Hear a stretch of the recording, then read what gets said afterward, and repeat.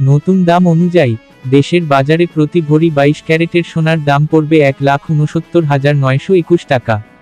21 ক্যারেটের প্রতি ভরি 1,62,200 টাকা।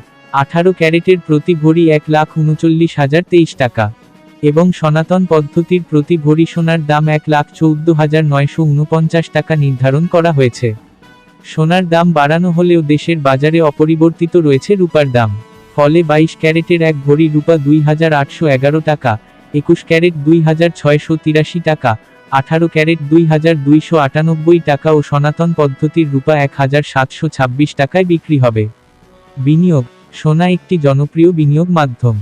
এটি একটি স্থিতিশীল এবং মূল্যবান সম্পদ যা সময়ের সাথে সাথে মূল্য বাড়তে পারে। ভিডিওটি ভালো লাগলে সাবস্ক্রাইব করে পাশে থাকবেন। ধন্যবাদ।